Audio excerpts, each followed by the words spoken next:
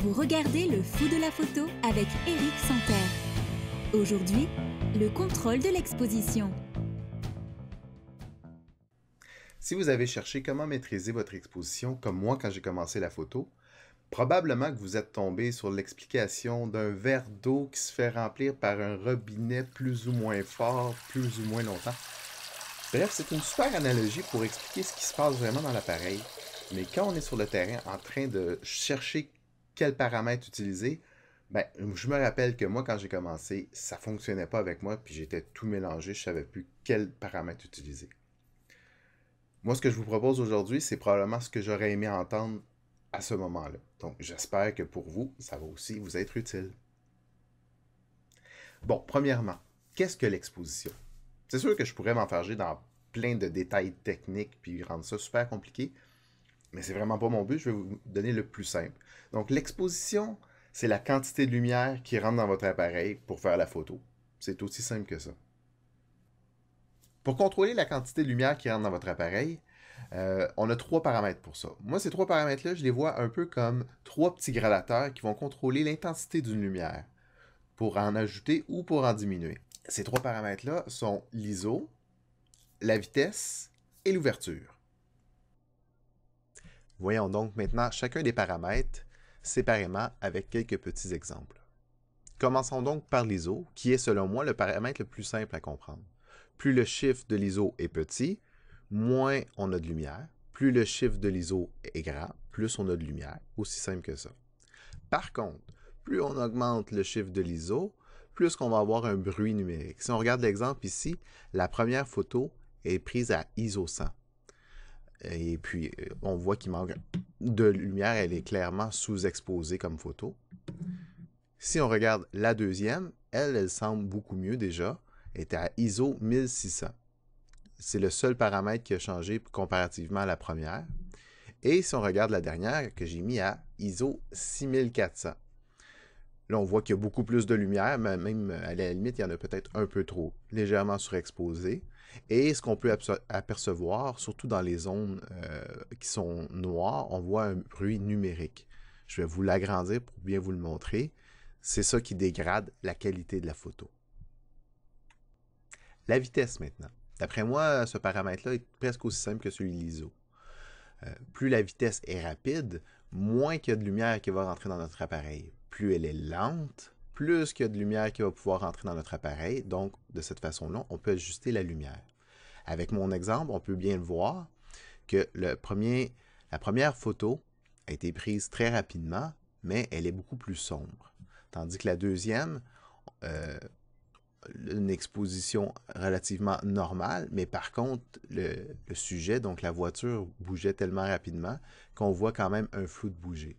Et si j'exagère et je mets encore plus de temps d'obturation, là, on a une image qui est quasiment blanche parce qu'elle a été saturée de lumière. Il y a eu plein de lumière qui est rentrée. Puis, si on a un sujet qui bouge, comme ici, on voit des grandes traînées, donc un flou ou des traînées.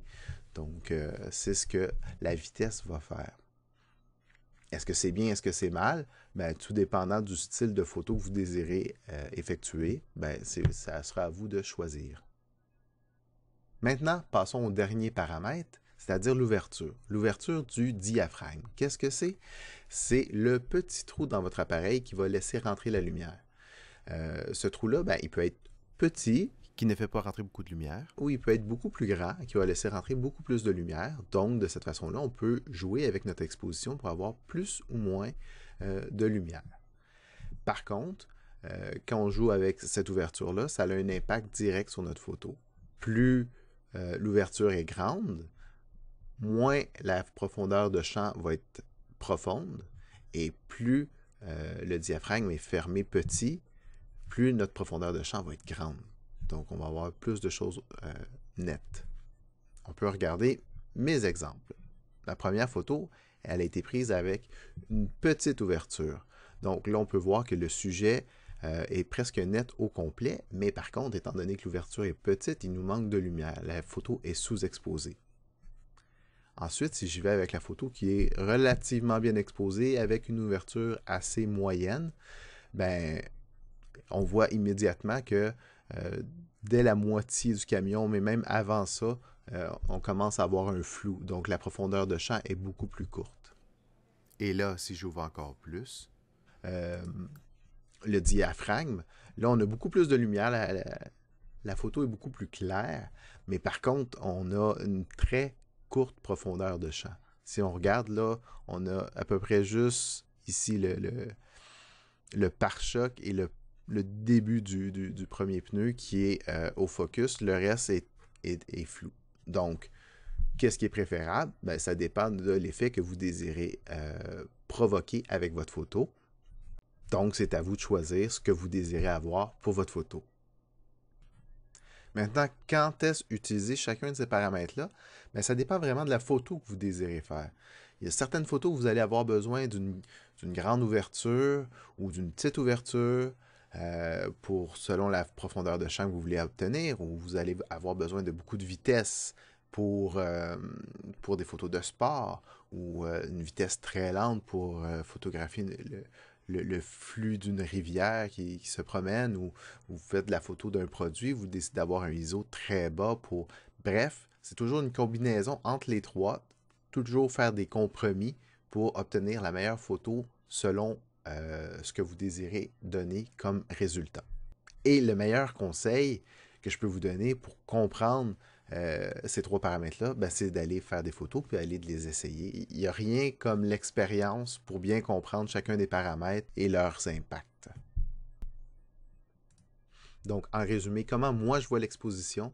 Ben, j'ai trois petits gradateurs avec lesquels je peux jouer pour ajouter ou enlever la lumière, tout dépendant de mes besoins. Mon premier petit gradateur, c'est celui de l'ISO. Celui-là, ben, on peut l'augmenter pour avoir plus de lumière. Mais si on l'augmente trop, ben, on risque d'avoir du bruit numérique. Donc, on va avoir une photo d'une un peu moins bonne qualité. Mais des fois, ça vaut la peine quand même pour avoir ce petit extra de lumière-là. Le deuxième gradateur, ben, c'est celui de la vitesse. Naturellement, si on a une vitesse élevée, ben, ça va nous permettre de figer notre sujet, mais on va avoir moins de lumière qui va rentrer dans notre appareil photo, donc une photo plus sombre. Et puis à l'inverse, ben, si on a une exposition qui est plus longue, donc avec une vitesse plus lente, on va avoir une photo avec beaucoup plus de lumière, mais qui risque d'avoir du flou, ce qui peut être souhaitable ou pas, donc ça vaut de voir.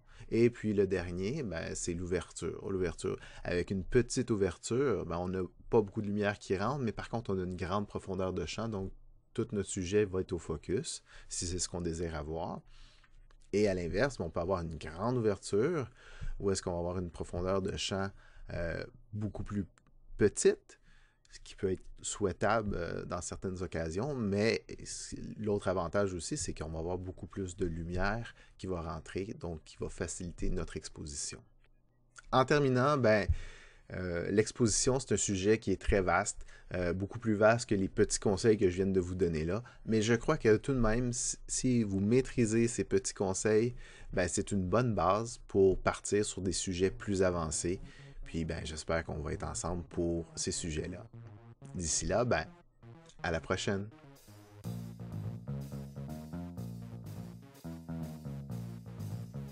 N'oubliez pas de vous abonner à la chaîne YouTube. Vous pouvez également suivre le Fou de la photo sur Facebook et Twitter.